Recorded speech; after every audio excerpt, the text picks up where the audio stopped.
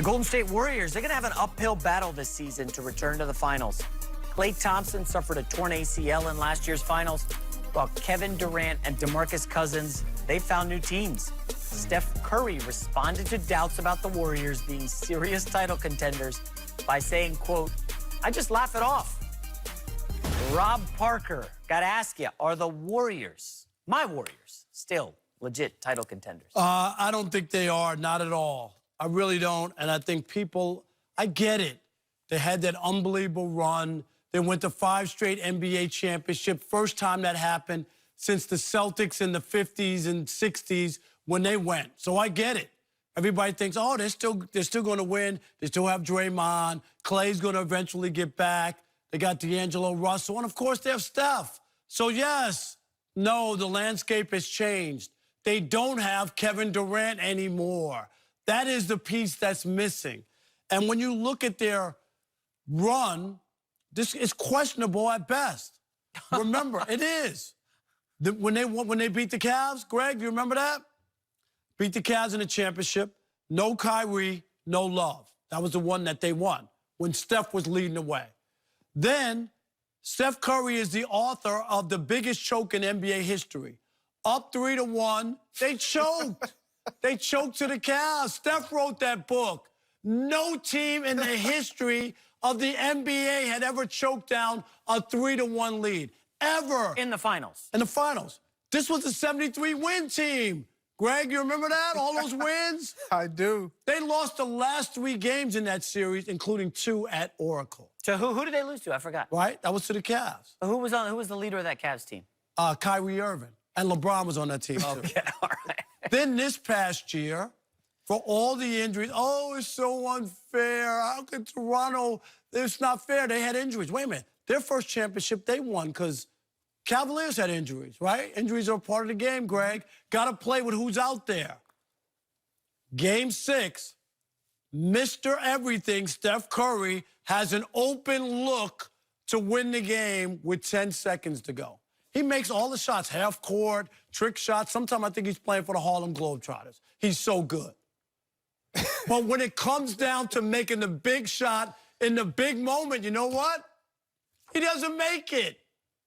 0 for 8 when he missed that 3-pointer that would have won that game. Game 6 forced a game 7. Even with Klay hurt, even with no Durant, they were that close to winning and moving on, moving to the game 7. So when you look at Steph, now he's officially 0 for 8 in the final 20 seconds in games where they're tied or behind, where he has a chance to put them Okay, so he gave us a history lesson on the Warriors. Yes. Do you want to answer the question, Greg, listen, before I put him in his place? So all I'm telling you is, when you look at all of that, the Steph Curry-led Warriors, right? Steph Curry-led Warriors aren't as impressive as you think. They're impressive when Kevin Durant got there and they won those 2 championships. This team, without Kevin Durant, with an injured Klay Thompson coming back, dude, they're not contenders. So the title is they will not. legit title 0. contenders. Totally hear the question and understand the question. And I'm with Rob here. I don't believe that they're legit contenders. And the reason why, as you mentioned several things, but I'm just going to focus on what they don't have and what they have. Klay Thompson is going to miss pretty much the entire season. That's 21 points a game that is no longer. Kevin Durant is gone. That's 26, 27 points a game that is gone. You then bring in a D'Angelo Russell. That's 21 points a game that you do add. But you haven't seen how that is going to mesh with Steph. They play the same position. Their style of play is similar. Ball in hand, dribble, shoot, 3-point shots. It's similar. We haven't seen how that's going to mesh. Now you're asking a Draymond Green, can you elevate your scoring? Because we're going to need you to score more now. We're going to need you to be more effective on the offensive side versus just defensively in all the facets that he does so well. Rebounding, assists, get all of that. Still going to be great. And how is your rookie that you just acquired, Jordan Poole, how is he going to fit in? Is he going to be able to fill in those shoes that that Klay Thompson has now left open because he's still on the roster, but he's injured. We need somebody that can become another additional splash brother. Can Jordan Poole be that guy? And then Alfonso McKenzie, good young player that got some experience, gained some experience because of those injuries that you alluded to and that you mentioned. But can he become the two-way player that Klay Thompson was and is for them? These are all the questions that they have to answer, and they are big questions to answer. I don't question whether or not they'll be a good team, but a legit contender when you're looking at the West and what the West already is and what LeBron James and the Los Angeles Lakers couldn't do to penetrate the playoff push. Like, it's not going to be as easy as you're making it seem for the Golden State Warriors. All right, gentlemen. All right, this is a good start. Good history, good numbers. I'm going to break it down for you as three-pronged attack here. This is pretty simple, ladies and gentlemen.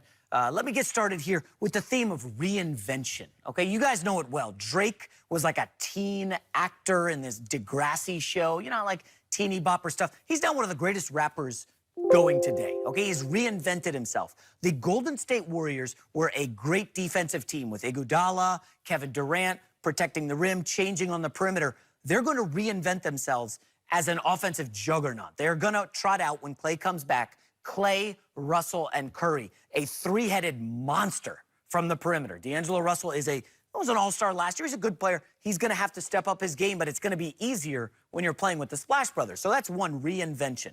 Number two, let's look at the actual contenders, shall we? Okay, we got the Clippers, no doubt about it, Paul George and Kawhi Leonard. We've got the Lakers, LeBron, Anthony Davis. And who do we have after that? The Milwaukee Bucks with Giannis and I don't know who their number two is, Chris Middleton. Guy averaged 13 a game against the Raptors when they choked after being up 2-0. Hold up. Milwaukee, maybe the third best team in the league. They're good. They're going to win another 60 games. After that, I go down the list. I got, what, the Sixers? Can Joel Embiid stay healthy? Ben Simmons, is he going to make a jump shot? That's four contenders. I can't find a fifth, and my fifth is the Golden State Warriors. That qualifies them as legit contenders. And finally, by the way, don't even try to mention the Houston Rockets or the Utah Jazz. They're not there yet. And finally, this is going to be a Warriors team that will struggle in the regular season without Klay Thompson. That's undeniable. They will get off to a slow start. Klay will come back by February. Draymond will get in shape, as he always does. They will be a dangerous contender come playoff time.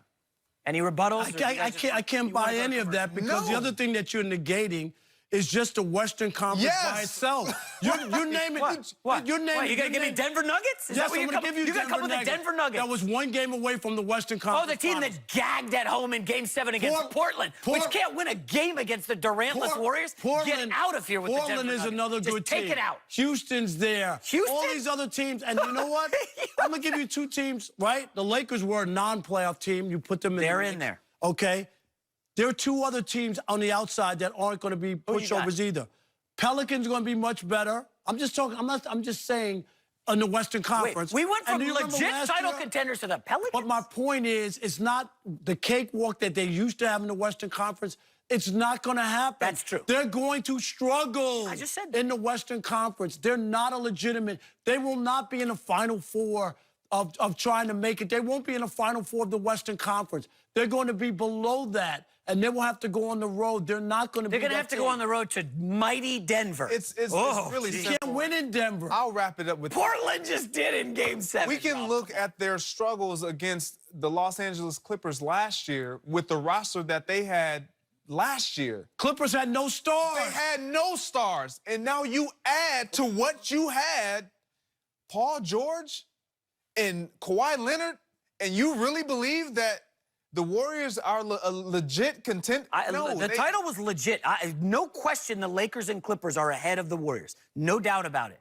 I will see what happens in a 7-game series when everybody's healthy, deep in the playoffs. I give the Warriors a shot for sure. I don't think they're going to win, but they're a legit title contender. And, hey, maybe they get lucky the way the Raptors did, and somebody gets injured the way half the Warriors roster went down. Things happen. Did you pick Milwaukee or the Raptors? I took Milwaukee. Okay. And you can't count on Klay coming off a knee injury like that. Please. Late in the Klay's already running if you're following him on Instagram. Wishful. I totally understand that and know that.